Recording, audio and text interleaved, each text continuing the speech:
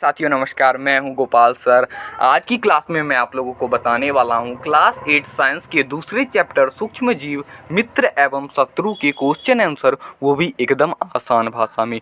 कमज़ोर बच्चों की सीखने की गारंटी लेते हैं हम। तो चलिए क्लास को स्टार्ट करते हैं। क्लास स्टार्ट करने से पहले आप लोगों से रिक्वेस्ट है, चैनल पर नए हो तो सब्सक्राइब जरूर से कर देना ताकि मैं जो भी वीडियो बनाऊँ वो आप तक पहुँच सके। तो चलिए हमारा अभ्यास का पहला प्रश्न है क्वेश्चन नंबर 1, रिक्त स्थानों की पूर्ति कीजिए, यानी कि खाली स्थान को भरना है। हमारा पहला प्रश्न कह रहा है सूक्ष्म जीव को डैश की सहायता से देखा जा सकता है। मतलब सूक्ष्म जीव को किसकी सहायता से दोस्तों देखा जा सकता है? सूक्ष्मदर्शी की सहायता से सूक्ष्म जीव को देखा जा सकता है। अब हमारा दूसरा प्रश्न कह रहा है नील हरे शैवाल वायु से डैश का स्थिरीकरण करते हैं जिससे मिट्टी की उर्वरकता में वृद्धि होती है। मतलब नील हरे शैवाल वायु से डैश का स्थिरीकरण करती है जिससे मिट्टी की उर्वरकता बढ़ती है। तो आप बोल सकते हो नाइट्रोजन। नाइट्रोजन दोस्तों, हाँ दोस्तों, एक गैस भी है लेकिन ये मिट्टी की उर्वरकता बढ़ाने में काम आती है। तो दोस्तों मैं जो आप लोगों को बता रहा हूँ एक कॉपी कलम निकाल के बैठो और नोट कर लेना, ठीक है। तो चलिए अब हम चलते हैं अगले प्रश्न क्वेश्चन नंबर गो पे। क्वेश्चन नंबर गो कह रहा है एल्कोहल का उत्पादन डैश नामक सूक्ष्मदर्शी की सहायता से किया जाता है। एल्कोहल का उत्पादन डैश नामक उस सूक्ष्मदर्शी की सहायता से किया जाता है। दोस्तों एल्कोहल का उत्पादन ईस्ट नामक सूक्ष्मदर्शी की सहायता से की जाती है। अब देखिए ख नंबर हमारा क्वेश्चन है हेजा डैश के द्वारा होता है। मतलब हेजा किसके द्वारा होता है? देखिए घरेलू मक्खी के द्वारा हेजा होता है, क्योंकि घरेलू मक्खी कभी आप लोगों को गंदगी पे मिलेंगी बैठे, कभी खाना पे मिलेंगे, वही गंदगी खाना में आता है और हम खा लेते हैं, जिसके कारण घरेलू मक्खी के कारण हैजा नामक रोग होता है। तो चलिए हम अगले प्रश्न क्वेश्चन नंबर 2 पे चलते हैं। क्वेश्चन नंबर 2 भी बड़ा ही आसान है, आप लोग बचपन से पढ़ते आ रहे होंगे। क्वेश्चन नंबर 2 देखिए, ये बस निशान लगाना है। देखिए क्वेश्चन नंबर 2 को एक बार पढ़ते हैं। सही शब्द के आगे निशान लगाए, यानी ये ऑब्जेक्टिव टाइप का हमारा प्रश्न है। देखिए कौन नंबर प्रश्न है हमारा, इष्ट का उपयोग निम्न के उत्पादन में होता है। इष्ट का उपयोग एल्कोहल के उत्पादन में होता है, ये याद रखिएगा दोस्तों, नोट करते जाइए। तो चलिए अब हम चलते हैं ख नंबर क्वेश्चन पर। निम्न में कौन सा प्रतिजैविक है? प्रतिजैविक दोस्तों है सेट्रोमाइसिन। ऐसा शब्द दिया है कि बच्चा ओझल हो जाएगा। बस आप सब याद रखिएगा, एग्जामिनर को इस बार एक भी नंबर नहीं काटने देंगे। यहाँ पर आप लोगों का आंसर लिखा हुआ है। तो चलिए अब हम चलते हैं अगले प्रश्न पर। गो नंबर, मलेरिया परजीवी का वाहक है। मतलब मलेरिया किस परजीवी का वाहक है? मलेरिया मादा एन्फ्लूएंजा मच्छर का वाहक है, यहाँ आंसर लिखा हुआ है।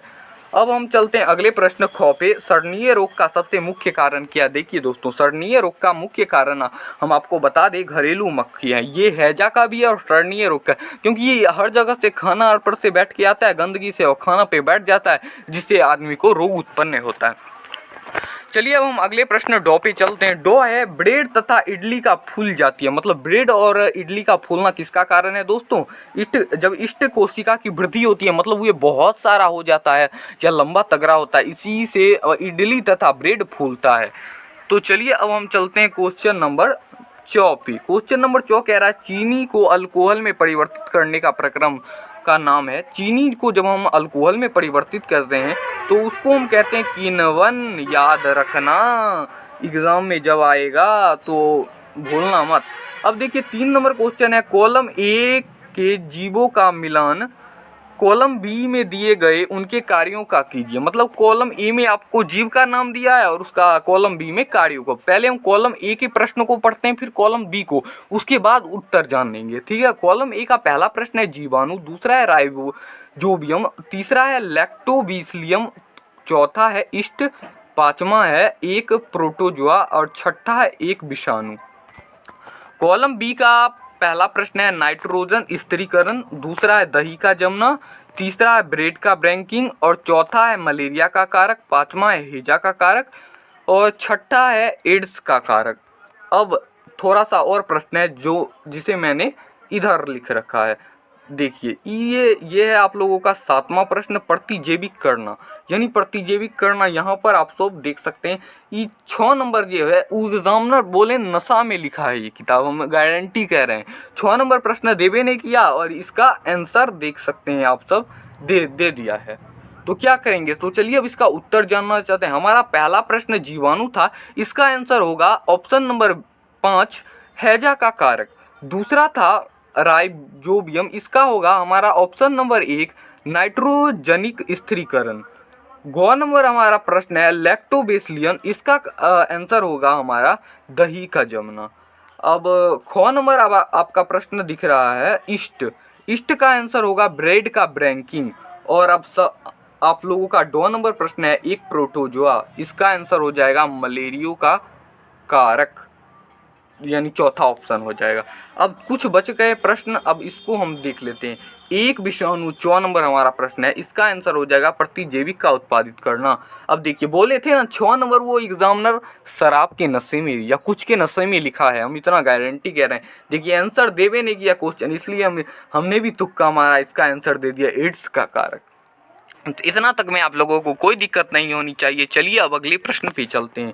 अगला प्रश्न बड़ा ही लाभदायक है आप लोगों के लिए, एग्जाम में आने की 100% इस बार मंथली में चांस है। देखिए हमारा पहला चौथा प्रश्न है, क्या सूक्ष्म जीव के बिना यंत्र की सहायता से देखा जा सकता है। मतलब कि क्या रहा है, क्या सूक्ष्म जीव बिना यंत्र की सहायता से देखा जा सकता है, यदि नहीं तो वे कैसे देखे जा सकते हैं। मतलब कि अगर देखे जा सकते हैं, अगर देखे नहीं जा सकते हैं तो वो कैसे देखे जा सकते हैं, इसका आंसर बोल रहा है। तो हम लिखेंगे उत्तर देखिए, सूक्ष्म जीव के बिना यंत्र की सहायता से देखा नहीं जा सकता। मतलब सूक्ष्म जीव को बिना यंत्र की सहायता से आप नहीं देख सकते हैं। इसको देखने के लिए सूक्ष्मदर्शी का उपयोग होता है। मतलब कि सूक्ष्मदर्शी जीव को दिखने के लिए सूक्ष्मदर्शी का उपयोग होता है। ये एक यंत्र है जिसकी सहायता से आप छोटी से छोटी जीव को देख सकते हैं।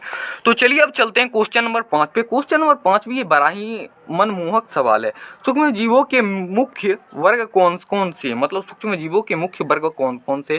पहला हो जाएगा बैक्टीरिया, दूसरा हो जाएगा कवक और या फंजाई, तीसरा होगा शैवाल और चौथा होगा प्रोटोजोआ। ये सब जो आप लोगों ये बचपन से पढ़ते आ रहे हो, मतलब बचपन से नहीं लेकिन 7वां में आप लोग पढ़े होंगे, नोट कर लेना भाई, एग्जाम में काम आएगा। क्योंकि मैं आप लोगों को जिस तरह बता रहा हूँ, एग्जाम में अगर ऐसे लिख दिया तो नंबर फुल में फुल तय है। अब देखिए हमारा छठा प्रश्न है, वायुमंडलीय नाइट्रोजन का मिट्टी में स्थिरीकरण करने वाले सूक्ष्म जीवों का वर्णन लिखिए। मतलब वायुमंडलीय नाइट्रोजन का मिट्टी में स्थिरीकरण करने से सूक्ष्म जीवों का वर्णन लिखिए। अब देखिए उत्तर लिखेंगे, उसके बाद हम क्या करेंगे, वायुमंडलीय नाइट्रोजन का मिट्टी स्थिरीकरण करने वाले सूक्ष्म जीवों के नाम, इतना लिख दिए। अब लिखेंगे पहला नाम राइजोबियम, दूसरा है नीलहरे शैवाल। अब देखिए इतना लिख दीजिएगा, बस ये शॉर्ट टाइप का क्वेश्चन है और इसका इतना ही जवाब दे दीजिएगा, आपको नंबर मिलना तय है। अब हम चलते हैं क्वेश्चन नंबर 7 पे। क्वेश्चन नंबर 7 थोड़ा सा लंबा है, बोल रहा है 10 पंक्ति में लिखने के लिए। 10 पंक्ति में लिखने के लिए थोड़ा सा टाइम तो लगना ही चाहिए। क्वेश्चन नंबर 7 है, हमारे जीवन में उपयोग सूक्ष्म जीव के बारे में 10 पंक्ति लिखिए। अब देखिए लिखेंगे हम पहले, बहुत से ऐसे सूक्ष्म जीव है जो हमारे जीवन में हमारे लिए उपयोगी है। अब पहला लिखेंगे लैक्टोबेसिलम, एक ऐसा सूक्ष्म जीव है जो दूध से दही का उपयोग, मतलब लैक्टोबेसिलम एक ऐसा सूक्ष्म जीव है जिसमें मतलब दही आप सब पढ़ते हो, दूध में रख दीजिएगा जोरन तो दही बन जाएगा, ये लैक्टोबेसिलम का कार्य है। दूसरा हम लिखेंगे ईस्ट, एक कवक प्रजाति का सूक्ष्म जीव है जिसका उपयोग ब्रेड एवं केक बनाने में किया जाता है। तीसरा लिखेंगे ईस्ट का उपयोग प्राचीन काल में एल्कोहल बनाने में किया जाता है। चौथा है राइजोबियम नामक जीवाणु को वायुमंडलीय नाइट्रोजन का स्थिरीकरण करता है। तो चलिए अब हम चलते हैं 5वां, मतलब इतना तक तो हमने लिख लिया, 5वां भी लिख ही लेते हैं। मतलब चौथा ही लिखे हैं भाई, चौथा राइजोबियम नामक जीवाणु में वायुमंडलीय नाइट्रोजन का कारण स्थिरीकरण करता है। अब 5वां हम लिखेंगे कार्बनिक अपशिष्ट जैसे सब्जियों के छिलके, मृत जंतुओं के अवशेष, विष्ठा आदि का अपघटन जीवाणु के द्वारा होता है। छठा हम लिख देंगे जीवाणु का उपयोग औषधि उत्पादन एवं कृषि के मृदा उर्वरकता में वृद्धि करने में किया जाता है जिससे नाइट्रोजन का स्थिरीकरण होता है। अब 7वां है, देखिए वीडियो ज़्यादा लंबा हो रहा है लेकिन इसको हम खींचने का प्रयास कर रहे हैं। लिखेंगे साइटोटैक्सिन और एरिथ्रोसिन सामान्य रूप से उपयोग की जाने वाली प्रतिजैविक जिन्हें कवक एवं जीवाणु से उत्पादित किया जाता है। अब चलिए हम चलते हैं अगले 8वें पर। पोलसीलम नामक फफूद पेनिसिलम नामक एंटीबायोटिक बनाई जाती है। पशु आहार एवं फुट आहार में भी प्रतिजैविक मिलाए जाते हैं, जिसका उपयोग पशुओं के सूक्ष्म जीव संरक्षण को रोकना है। 10वां अब अंतिम लिख देंगे। प्रतिजैविक का उपयोग कुछ पौधे के रोग नियंत्रण करने के लिए किया जाता है। वैक्सीन माध्यम से सूक्ष्म जीवों के शरीर में परीक्षित तंत्र मजबूत बनाने में के लिए किया जाता है, जिसे पोलियो, क्षय, चेचक, हेपेटाइटिस आदि क्वेश्चन टीका बनाया जाता है। ये प्रश्न थोड़ा लंबा है, इसका उत्तर भी लंबा है, क्योंकि ये आप लोगों को फाइनल एग्जाम में पूछने की गारंटी लेता हूँ मैं। तो ये सब याद कर लेना, अभी मत भी करना, तो फाइनल एग्जाम के दिन कर ही लेना। अब 8वें प्रश्न पर चलते हैं। सूक्ष्म जीवों के द्वारा होने वाली हानि का विवरण करें। मतलब अब लिखेंगे उत्तर देखिए, डैश लिखेंगे, फिर लिखेंगे सूक्ष्म जीवों के होने वाली हानि निम्नलिखित है। पहला लिखेंगे कुछ सूक्ष्म जीव मनुष्य, जंतुओं एवं पौधे के रोग उत्पन्न करते हैं। दूसरा लिखेंगे कुछ जीवों के भोजन, कपड़े, चमड़े, वस्तु को प्रदूषित कर देते हैं। तीसरा है संक्रामक होने वाले सूक्ष्म जीव तेजी से फैलते हैं, दूसरे मनुष्य जीवों को भी रोग पैदा करते हैं। मतलब कह रहा है संक्रामक होने पर ये सूक्ष्म जीव तेजी से फैलते हैं और दूसरे मनुष्य या जीव में भी रोग पैदा करते हैं। मतलब एक में है और दूसरे में भी कर देता है, बस यही है। चौथा है हमारा मादा एनफ्लूएंजा और एड्स मच्छर कुछ परजीवी जैसे मलेरिया एवं डेंगू के वायरस का वाहक है। इन जीवों के मलेरिया एवं डेंगू को हो जाता है। पांचवा हम लिखेंगे एंथ्रेक्स मनुष्य एवं मवेशियों के होने वाला भयानक रोग है, जो जीवाणु के द्वारा होता है। गाय के खुर मुंह रोग वायरस के द्वारा होता है। इतना, ये भी बड़ा लंबा है, ये भी आप लोगों को दीर्घ में पूछेगा फाइनल एग्जाम में, तो अभी नहीं भी करिएगा तो चलेगा, लेकिन एक बार करिए लेते हैं। अनेक सूक्ष्म जीव गेहूँ, चावल, आलू, गन्ना, संतरा, सेब इत्यादि पौधे में रोग के कारक हैं। रोग के कारण फसल की उपज में कमी आती है।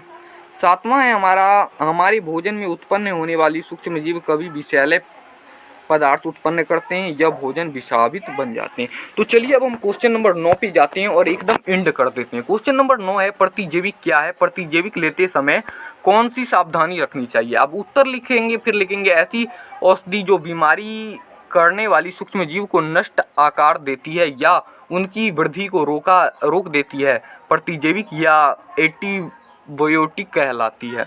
मतलब कह रहा है ऐसा औषधि जो बीमारी पैदा करने वाली सूक्ष्म जीव को नष्ट आकार देती है या उनकी वृद्धि को रोक देती है, प्रतिजैविक या एंटीबायोटिक कहलाती है। प्रतिजैविक दवाई डॉक्टर की सलाह पर ही लेनी चाहिए। मतलब एंटीबायोटिक जो दवाई होती है आप लोगों की, प्रतिजैविक को ही एंटीबायोटिक कहते हैं, ये डॉक्टर पे सलाह पे लेना चाहिए, वैसे ही नहीं लेना चाहिए, और उनका कोर्स पूरा भी करना चाहिए। मतलब कि जितना तक आपको डॉक्टर बोले उतना तक आप खाइए, अन्यथा अगली बार आवश्यक पड़ने पर प्रतिजैविक दवाई उतनी ही असरदार। तो चलिए आज की वीडियो हम यहीं रहने देते हैं, मिलते हैं अगली वीडियो में। आप लोगों का हिंदी का चैप्टर 1 पे मिलते हैं, इस पे क्वेश्चन आंसर पे बात करेंगे, वो भी एकदम आसान भाषा में। तब तक के लिए धन्यवाद।